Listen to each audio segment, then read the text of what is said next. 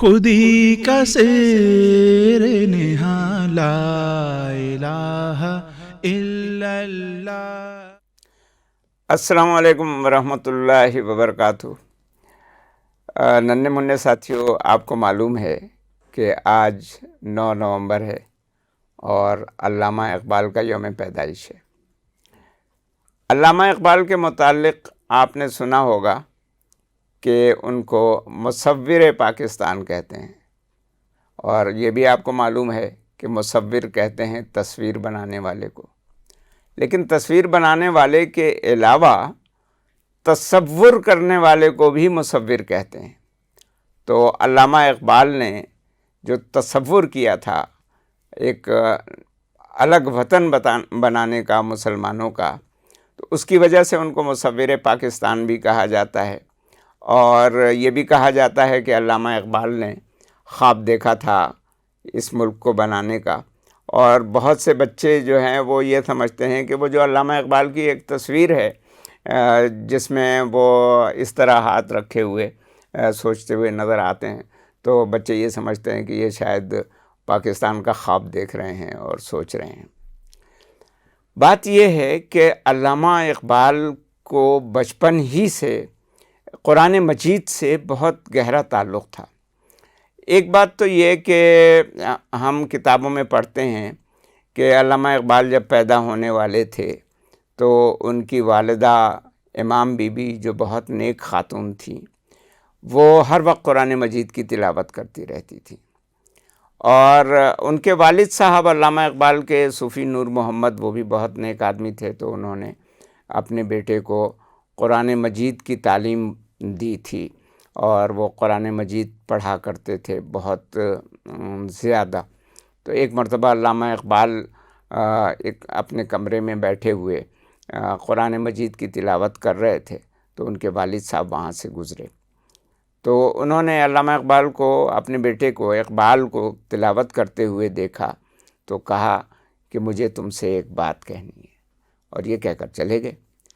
اب آپ کو بھی اندازہ ہوگا کہ اگر آپ کے والد صاحب، ابو، ابا، ابی جان اگر یہ کہہ کر چلے جائیں کہ مجھے تم سے ایک بات کہنی ہے، تو پھر بندہ جو ہے وہ ہر وقت یہی سوچتا رہتا ہے کہ کیا بات کہنی ہے، کیا بات کہنی ہے۔ تو علامہ اقبال کا بھی یہی حال ہوا کہ وہ یہ سوچتے رہے کہ میرے والد صاحب مجھ سے پتہ نہیں کیا کہنا چاہتے ہیں، تو پھر انہوں نے خود جا کر کے ان سے پوچھا کہ آپ مجھ سے کیا کہنا چاہتے تھے۔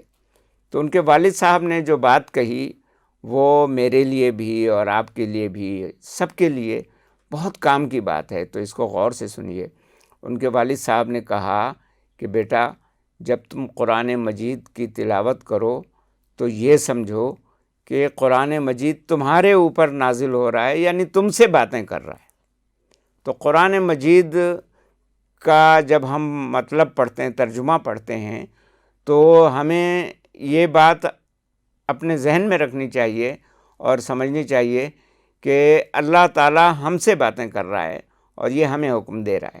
تو اقبال نے اس طرح اپنا بچپن گزارا تھا، اور بچپن میں انہوں نے قرآن مجید سے اپنا رشتہ بہت مضبوط کر لیا تھا۔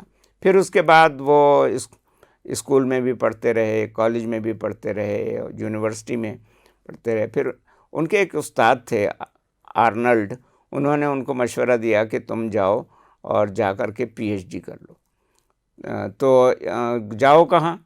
یورپ جاؤ۔ تو علامہ اقبال یورپ چلے گئے، اور وہاں جا کر انہوں نے جرمنی سے پی ایچ ڈی کی ڈگری لی۔ پھر جرمنی سے وہ چلے گئے برطانیہ، انگلینڈ، یونائٹڈ کنگڈم۔ تو وہاں جا کر انہوں نے بیرسٹری کی، قانون کی ڈگری لی۔ لیکن اس پورے عرصے میں جو انہوں نے جرمنی میں گزارا اور یو کے میں گزارا، گریٹ بریٹن کہلاتا تھا وہ اس وقت، تو وہاں جو وقت گزارا، اس سارے وقت میں وہ یہ دیکھتے رہے کہ یہ لوگ کیسے زندگی گزارتے ہیں، کیسے سوچتے ہیں، کیا کرتے ہیں۔ تو ان کو یہ اندازہ ہوا کہ ہم مسلمان لوگ ان سے بہت بہتر ہیں، ہم اللہ پر ایمان رکھتے ہیں، اللہ کے رسول صلی اللہ علیہ وسلم کی جو سنتیں ہیں اور جو آپ کے احکام ہیں ان پر عمل کرتے ہیں تو ہماری زندگی بہت اچھی گزرتی ہے۔ اور یہ لوگ جو ہیں کوئی کسی عقیدے پر ہے، کوئی نہیں ہے، کوئی مذہب سے تعلق رکھتا ہے، کوئی نہیں رکھتا، کوئی جو ہے دولت کے پیچھے بھاگ رہا ہے، کوئی کس عورت کے پیچھے بھاگ رہا ہے، تو اس طرح کی زندگی گزار رہے ہیں، تو یہ بہت ہی فضول سی زندگی گزار رہے ہیں۔ تو یہ ساری چیزیں علامہ اقبال نے نوٹ کی، اور پھر اس کے بعد جب وہ وطن واپس آئے تو علامہ اقبال جو تھے وہ ان کا ایمان پہلے سے زیادہ پختہ ہو گیا تھا۔ تو علامہ اقبال نے یہ بات اپنی شاعری میں بھی کہی ہے کہ مسلمہ کو مسلمہ کر دیا طوفان مغرب نے۔ تو مغرب میں جو یعنی یہ سمجھ لیجئے کہ عقیدے سے، دین سے دوری تھی، اس نے انسان کو بیکار کر کے رکھ دیا تھا۔ اور جو ظاہری چکا چوند تھی، یعنی انہوں نے بہت ساری چیزیں ایجاد کیں، مشینیں ایجاد کیں، اور تیز رفتار سیڑھیاں جن کو ایسکیلیٹرز کہتے ہیں وہ ایجاد کیں، لفٹس ایجاد کیں، بجلی، اور یہ ساری چیزیں جو انسان کی آرام اور سکون اور آسائش کے لیے ہوتی ہیں، وہ سب انہوں نے ایجاد کی اور بنائیں اور ان میں ترقی کی۔ لیکن ان سب سے انسان کو جسمانی طور پر فائدہ پہنچتا تھا، آرام پہنچتا تھا، ذہنی سکون اور روحانی سکون ان چیزوں سے نہیں ملتا۔ ذہنی سکون اور روحانی سکون ملتا ہے نیک کام کرنے سے، نیکیوں سے ملتا ہے۔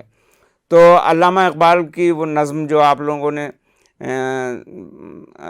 بار بار پڑھی ہے، لب پہ آتی ہے دعا بن کے تمنا میری، زندگی شمع کی صورت ہو خدایا میری، تو اس میں علامہ اقبال نے پوری نظم میں نیکی کی تلقین کی ہے کہ آدمی نیک کام کرے گا تو اس کو روحانی سکون ملے گا، ذہنی سکون ملے گا، اور اس کی زندگی بہت اچھی گزرے گی۔ اسی وجہ سے اقبال نے یورپ والوں سے یہ کہا تھا کہ تمہاری تہذیب اپنے خنجر سے آپ ہی خودکشی کرے گی، جو شاخ نازک پہ آشیانہ بنے گا ناپائیدار ہوگا۔ کہ تم لوگوں نے تو صرف جو مادی چیزیں ہیں، انسان کی ظاہری چیزیں، ان کے اوپر ساری توجہ دی ہے، اور باقی وہ چیزیں جو انسان کو ذہنی سکون پہنچاتی ہیں، روحانی سکون پہنچاتی ہیں، انسان کو اچھی زندگی گزارنے کا طریقہ بتاتی ہیں، اس کو نیکی کے راستے پر چلاتی ہیں، اور نیکی کر کے جو خوشی ہوتی ہے، دل کو خوشی ہوتی ہے، یہ سب چیزیں تم نے چھوڑ دی ہیں، تو یہ تمہاری جو زندگی ہے یہ خراب ہو جائے گی، یہ تمہاری تہذیب خودکشی کر لے گی۔ یہ ساری باتیں دیکھ کر اور سوچ کر جب علامہ اقبال واپس آئے تو ان کے ذہن میں یہ بات پختہ ہو گئی تھی کہ ہمارا جو دین ہے، ہمارا جو عقیدہ ہے وہ سب سے زیادہ مضبوط ہے، اور جو اللہ پر ایمان ہے وہ ایک بہت زندہ طاقت ہے۔ علامہ اقبال نے اپنی شاعری میں بھی کہا ہے کہ زندہ قوت ہے جہاں میں یہی توحید کبھی، زندہ قوت تھی جہاں میں یہی توحید کبھی، آج کیا ہے فقط ایک مسئلہ علم کلام۔ یعنی آج ہم صرف اس موضوع پر باتیں کرتے ہیں، لیکن یہ توحید پر ایمان جو ہے وہ کسی زمانے میں بڑی طاقتور چیز تھی۔ تو وہ انہوں نے اس پہ غور کیا، فکر کیا۔ اچھا، اتفاق کی بات یہ ہے کہ اس زمانے میں جب علامہ اقبال واپس آئیں تو مسلم لیگ پہلے بن چکی تھی، 1906 میں ڈھاکہ میں بن چکی تھی۔ پھر علامہ اقبال کو 1930 کے لگ بھگ جو ہے نا مسلم لیگ کا صدر منتخب کر لیا گیا۔ تو 1930 میں مسلم لیگ کا ایک سالانہ جلسہ ہوا الہ آباد میں، اور وہ بڑا مشہور جلسہ ہے۔ آپ نے علامہ اقبال کے خطبہ الہ آباد کا بھی بہت ذکر سنا ہوگا۔ تو الہ آباد میں علامہ اقبال نے جو خطبہ دیا، جو خطاب کیا، جو تقریر کی، اس تقریر میں انہوں نے یہی بات تو بتائی۔ انہوں نے کہا کہ مسلمان جو ہیں وہ ہر لحاظ سے ایک الگ قوم ہیں، یعنی وہ ایک اللہ پر ایمان رکھتے ہیں اور اللہ کے رسول صلی اللہ علیہ وسلم کے بتائے ہوئے طریقوں پر چلتے ہیں، اور ان کا اٹھنا، بیٹھنا، سونا، جاگنا، کھانا، پینا، پہننا، اوڑھنا، یہ سب دوسروں سے مختلف ہے۔ اب یہ آپ دیکھیں کہ مسلمان جو ہے وہ جاپان میں ہو یا پاکستان میں ہو یا مراکش میں ہو یا امریکہ میں ہو یا برطانیہ میں ہو، سب کی روزانہ کی عادتیں ایک جیسی ہوتی ہیں۔ فجر کی نماز کے وقت وہ اٹھے گا اور عشاء کی نماز کے بعد وہ سوئے گا، اور جب آپ رمضان کا مہینہ دیکھتے ہیں تو اس میں پوری دنیا کے مسلمان ایک خاص وقت پہ اٹھ کر کے سحری کھاتے ہیں اور پھر سارے دن کچھ نہیں کھاتے پیتے، اور پھر رات کے وقت افطار کرتے ہیں، شام کے وقت مغرب کے بعد، مغرب کی اذان ہوتے ہی افطار کرتے ہیں، اور پوری دنیا کے مسلمانوں کا بالکل کلچر ایک جیسا ہو جاتا ہے۔ اسی طرح کھانے پینے میں مسلمان ہر جگہ حلال حرام کا خیال رکھتے ہیں، کیا چیز کھانی چاہیے کیا نہیں کھانی چاہیے۔ پہننے اوڑھنے میں بھی وہ اس بات کا خیال رکھتے ہیں کہ لباس کیسا ہونا چاہیے، لباس ایسا ہونا چاہیے کہ جو انسان کو ننگا نہ دکھائے۔ تو یہ تمام چیزیں مسلمان ہمیشہ خیال رکھتے ہیں۔ تو علامہ اقبال یہ کہتے تھے کہ جو بھی مسلمان ہو گیا، وہ کسی خطے سے بھی ہو، کوئی بھی زبان بولتا ہو، وہ بنگالی بولتا ہو، پنجابی بولتا ہو، سندھی بولتا ہو، بلوچی بولتا ہو، وہ ایک قوم کا آدمی ہے، خاص ہے ترکیب میں قوم رسول ہاشمی۔ یعنی وہ ایک وقت میں وہ نماز پڑھے گا، ایک وقت میں اٹھے گا، ایک وقت میں سوئے گا، ایک جیسی چیز کھائے گا، وہ یہ تمام چیزیں، اور باقی جو ہیں دوسرے وہ دوسری قوم کے لوگ ہیں۔ اور اس بنیاد پر انہوں نے کہا خطبہ الہ آباد میں کہ ہم بالکل ایک الگ قوم ہیں اور ہمارے پاس قومیت کی تمام چیزیں موجود ہیں، تہذیب ہے، تمدن ہے، ثقافت ہے، ہر چیز ہے، لیکن ایک خطہ زمین نہیں ہے، تو ہمیں ایک الگ خطہ زمین چاہیے اس کے لیے۔ یہ بات انہوں نے کہی تھی۔ پھر اس کے بعد علامہ اقبال جب گول میز کانفرنس کے لیے برطانیہ گئے 1930 میں، 1931 میں، 1932 میں، تو انہوں نے وہاں پر قائد اعظم سے ملاقات کی۔ اچھا، اس وقت وہ قائد اعظم نہیں تھے، اس وقت مسٹر ایم اے جناح کہلاتے تھے، محمد علی جناح۔ وہ پہلے بہت انہوں نے کوشش کی، کانگریس میں بھی تھے اور مسلم لیگ میں بھی تھے، دونوں میں ساتھ تھے، بہت کوشش کی کہ ہندو مسلم اتحاد ہو جائے اور دونوں مل کر کے ساتھ آزادی کی جدوجہد کریں، لیکن ایسا نہیں ہو سکا۔ اور قائد اعظم جب گئے ہیں تو انہوں نے یہ بتایا کہ بھئی یہ ہندو جو ہیں وہ تو دل میں کچھ بات رکھتے ہیں، زبان پہ کچھ کہتے ہیں، وہ کرنا کچھ چاہتے ہیں اور کہتے کچھ ہیں، تو ان سے کوئی اچھی توقع نہیں کی جا سکتی کہ یہ کہتے ہیں کہ جی ہاں ہم مسلمانوں سے اتحاد کرنا چاہتے ہیں، لیکن اندر وہ بغض رکھتے ہیں، نہیں کرنا چاہتے اتحاد۔ اور مسلمانوں کا حال یہ ہے کہ سب ایک دوسرے کی ٹانگیں کھینچ رہے ہوتے ہیں، تو اس لیے وہ مایوس ہو کر کے ہندوستان چھوڑ کر کے چلے گئے یو کے، اور وہاں انہوں نے کاٹیج خرید لیا اور اس میں رہنے لگے، اور وہاں اپنی قانون کی لیگل وکالت کی پریکٹس بھی کرنے لگے۔ تو علامہ اقبال گئے جب گول میز کانفرنس کے سلسلے میں وہاں، تو انہوں نے قائد اعظم کو یہ ساری باتیں بتائیں کہ وہاں جو ہے مسلمان بالکل ایک الگ قوم ہیں، اور اس وقت غلامی کی کیفیت میں جو زندگی گزار رہے ہیں اس میں وہ اپنے دین پر پوری طرح عمل نہیں کر سکتے۔ آج بھی آپ نے دیکھا ہے کہ جو ہندوستان کے مسلمان ہیں وہ گائے ذبح نہیں کر سکتے، ان کو حکم دیا گیا کہ وہ لاؤڈ اسپیکر پہ اذان نہیں دے سکتے، اور اس طرح کی بہت ساری مشکلات میں ان کو ڈالا گیا۔ تو علامہ اقبال نے کہا کہ اسلام پر عمل کرنے کے لیے ہمیں آزادی اور آزاد ملک اور ایک طاقتور ملک جو ہے وہ ضروری ہے، وہ ہونا چاہیے۔ تو قائد اعظم سے انہوں نے یہ کہا، جیسا میں نے آپ کو ابھی بتایا کہ اس وقت وہ محمد علی جناح تھے، تو ان سے کہا کہ آپ آئیں اور آ کر کے برصغیر کے مسلمانوں کی قیادت سنبھالیں، ان کی لیڈرشپ کریں۔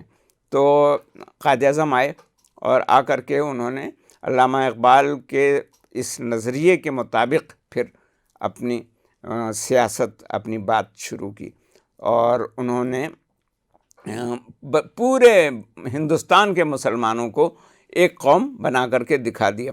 اور ایک بڑے مزے کا قصہ آپ کو بتاتا ہوں کہ ایک مرتبہ قائد اعظم نے علی گڑھ مسلم یونیورسٹی میں خطاب کیا، وہاں کے لوگوں نے ان کو بلایا تھا خطاب کرنے کے لیے، تو وہ پہنچے، خطاب کیا، اور انہوں نے کہا کہ مسلمانوں کے لیے ایک الگ خطہ زمین ضروری ہے جہاں وہ اپنے دین پر عمل کریں اور عمل کر کے دکھا سکیں۔ اور علامہ اقبال کہتے تھے، وہ قائد اعظم یہ کہا کرتے تھے کہ ہمیں اسلام کے لیے ایک تجربہ گاہ چاہیے، تجربہ گاہ یعنی لیبارٹری ورکشاپ چاہیے۔ اور آپ کو معلوم ہے کہ لیبارٹری میں یا ورکشاپ میں تجربہ کر کے کسی بات کو ثابت کیا جاتا ہے کہ ایسا ہے یا نہیں ہے. تو انہوں نے کہا کہ ہم یہ ثابت کرنا چاہتے ہیں کہ جب ہم اسلام پر عمل کریں گے تو ہماری زندگی بہت اچھی گزرے گی اور ٹھیک گزرے گی. تو وہاں پر مسلم یونیورسٹی علی گڑھ میں ایک ہندو طالب علم بھی پڑھتا تھا. تو وہ کھڑا ہو گیا اور اس نے کہا کہ پہلے تو آپ ہندو مسلم اتحاد کی باتیں کیا کرتے تھے اور اب کہتے ہیں کہ یہ دونوں الگ قوم ہیں. تو قائد اعظم نے پانی منگایا. اب پانی منگانے کا مطلب یہ سمجھا جاتا ہے کہ شاید گھبرا گئے ہیں, جواب نہیں دے سکے. پانی منگایا, پانی منگا کر کے انہوں نے تھوڑا سا پانی پیا اور پینے کے بعد آدھا گلاس جو بچ گیا تھا رکھا اور اس ہندو لڑکے سے کہا کہ تم آؤ اور یہ باقی پانی پی لو. اس نے ہاتھ جوڑ دیے. اس نے کہا کہ نہیں, میرا تو دھرم نشٹ ہو جائے گا, یعنی میں اپنے مذہب سے باہر نکل جاؤں گا اگر کسی مسلمان کا جھوٹا پی لیا تو. پھر قائد اعظم نے ایک مسلمان طالب علم کو بلایا, کہا کہ تم یہ پانی پیو. اس نے بسم اللہ کر کے پانی پی لیا. تو قائد اعظم نے کہا کہ اس وجہ سے میں کہتا ہوں کہ ہندو اور مسلم الگ الگ قوم ہیں. تو اس طرح علامہ اقبال نے قائد اعظم جیسا لیڈر بھی مسلمانوں کو دیا. اور پھر آپ کو معلوم ہے کہ 1940 میں قرارداد پاکستان منظور ہوئی تھی اور 1947 میں 7 سال کے اندر اندر پاکستان حاصل کر لیا گیا تھا. لیکن اس سے پہلے ہی علامہ اقبال 1938 میں انتقال کر چکے تھے. تو علامہ اقبال ہی نے وہ راستہ دکھایا تھا بر صغیر کے تمام مسلمانوں کو بھی اور قائد اعظم کو بھی کہ اس طرح اگر تحریک چلائیں اور تحریک چلا کر کے ہم ایک ملک حاصل کریں تو اس ملک میں ہم اسلام کے حکم پر عمل کر سکتے ہیں. تو اس وجہ سے ہم علامہ اقبال کو کہتے ہیں کہ وہ مصور پاکستان تھے اور انہوں نے پاکستان کا تصور پیش کیا تھا یا پاکستان کا خواب دیکھا تھا. تو یہ تھی وہ باتیں جو آج آپ کو علامہ اقبال کے متعلق بتانی تھی. باقی علامہ اقبال کی نظمیں تو آپ پڑھتے ہی رہتے ہیں, لب پہ آتی ہے دعا, مکڑا اور مکھی, اور گائے اور بکری, اور پہاڑ اور گلہری. تو یہ نظمیں ساری کی ساری آپ کو اچھی لگتی ہیں اور یہ نظمیں ابھی آپ کو سنائی بھی جائیں گی. والسلام علیکم ورحمۃ اللہ وبرکاتہ. الا اللہ لا الہ الا اللہ.